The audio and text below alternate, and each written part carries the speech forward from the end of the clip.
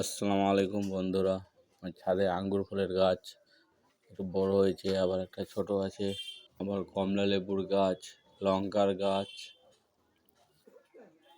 লঙ্কার গাছটা কীভাবে ঝাপল হয়েছে দেখো। কমলা লেবু গাছটা ছোট আছে, আবার ডালিমেরও গাছ, ডালিম ধরেছে, আবার ফুলও দিয়েছে। দেখো বেশি ধরেনি, 2-3টা ধরেছে। এ দেখো ড্রাগনের ফুল দিয়েছে। 6 মাস লাগানো হয়েছে ড্রাগন গাছে ফুল দিয়েছে। কত বড় হয়েছে দেখতে, কি দেখো ঠালগুলো। আবার বেগুনের গাছ আছে, ড্রাগনের গাছ এটাতে ধরেনি এখনো। 3টা ড্রাগন গাছ আছে, বাদ বাকি অনেক রকমেরই গাছ আছে, এটা তো ধরেনি।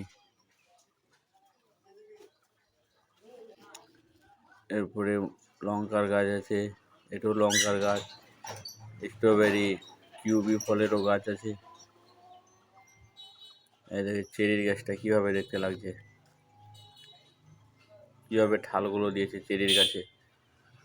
এই কিউবি ফলের গাছ বুঝতে পারছি না বন্ধুরা, এটা কোন ফলের গাছ আছে। কিউবি হতে পারে, এটা আছে চেরি ফলের গাছ। চেরির গাছটা দেখো কীভাবে হয়েছে, বড় হয়েছে অনেকটা। এই দেখো লঙ্কাগুলো কীভাবে লঙ্কা ধরেছে। স্ট্রবেরি কিউবি লঙ্কার, ভাবতে পারিনি যে লঙ্কার গাছটি লঙ্কা ধরবে, খুবই লঙ্কা ধরেছে। দেখো পেয়ারার গাছ, পেয়ারার গাছটাও বড় হয়ে গেছে। আবার স্ট্রবেরি 89 দিয়ে আবার গাছ উঠছে।